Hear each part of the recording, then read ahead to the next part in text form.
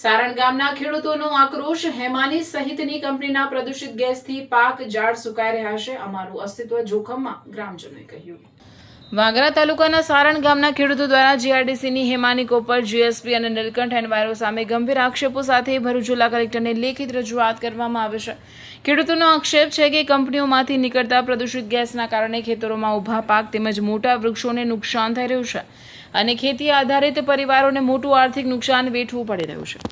રજૂઆતમાં ખેડૂતો દ્વારા જણાવાયું છે કે સારણ ગામના ખેતરોમાં કપાસ, તુવેર, મગ સહિતના કઠોળ પાકો ઉપરાંત લીમડા, સમડી સહિતના મોટા વૃક્ષો પણ સુકાઈ રહ્યા છે। ખેડૂતોનો સીધો આક્ષેપ છે કે કંપનીમાંથી નીકળતા ગેસના કારણે આ પરિસ્થિતિ સર્જાઈ રહી છે।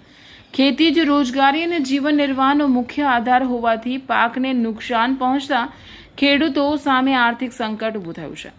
ખેડૂતોએ રજૂઆતમાં એવો પણ દાવો કર્યો છે કે ગત વર્ષે કંપનીનું પ્રોડક્શન ચાલુ હતું ત્યારે નુકસાન થયું હતું, જ્યારે કંપની બંધ હતી ત્યારે આ પ્રકારનું નુકસાન જોવા મળ્યું ન હતું। આથી ખેડૂતો દ્વારા કંપનીની કામગીરી અને ખેતરોમાં થઈ રહેલા નુકસાન અંગે સીધો સંબંધ હોવાની શંકા વ્યક્ત કરવામાં આવી છે। મામલો આટલે જ અટકતો નથી। ખેડૂતોના જણાવ્યા મુજબ મામલતદાર કચેરી દ્વારા જીપીસીબીના અધિકારીઓને સ્થળ તપાસ માટે મોકલવામાં આવ્યા હતા। જીપીસીબીની ટીમ કંપની ખાતે આવી તપાસ પણ કરી ગઈ હોવાનું ખેડૂતોનું કહેવું છે, પરંતુ ખેડૂતોને તપાસમાં શું બહાર આવ્યું તેની કોઈ જાણ કરવામાં આવી નથી। આ મુદ્દે ખેડૂતોમાં ભારે નારાજગી જોવા મળી રહી છે। ખેડૂતોએ કલેક્ટરને સ્પષ્ટ શબ્દોમાં રજૂઆત કરી છે કે જો ફરી કંપનીનું પ્રોડક્શન શરૂ થશે તો તેમને વધુ નુકસાન થવાની ભીતિ છે।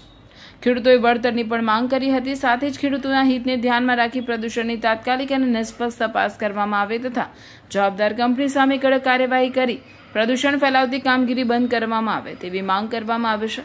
હવે સવાલ એ છે કે ખેડૂતોના ખેતરો અને પાકને નુકસાન થતું હોવાના આક્ષેપો વચ્ચે તંત્ર ક્યારે જાગશે? જીપીસીબીની તપાસનું પરિણામ શું આવ્યું અને જો ખરેખર પ્રદૂષણથી ખેડૂતોને નુકસાન થયું હોય તો જવાબદારી કોની નક્કી થશે?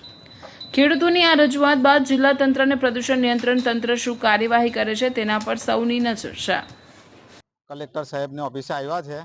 અમે મામલતદાર સાહેબશ્રીને બી રજૂઆત કરેલી હતી અને એમને જીપીસીબી વાળાને મોકલ્યા હતા, પણ એમને કંઈ રિસ્પોન્સ હજુ આવ્યો નથી જીપીસીબી। એટલે અમે મામલતદાર સાહેબ આવ્યા છે। અમારા ખેતીના પાકોને કપાસ, તુવેર, મગ, મઠિયા બધું સુકાઈ ગયું છે।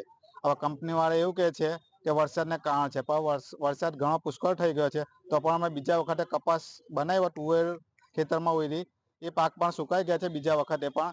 એટલા માટે અમે હેમાની કંપની જે કરીને છે તો અગાઉ 3 વર્ષ પહેલા ચાલુ થઈ હતી તો આ પ્રોબ્લેમ આવ્યા હતા અમારે, પછી એ કંપની 3 વર્ષ બંધ રહીને પાછી બી 7-8 મહિનાથી ચાલુ કરી છે।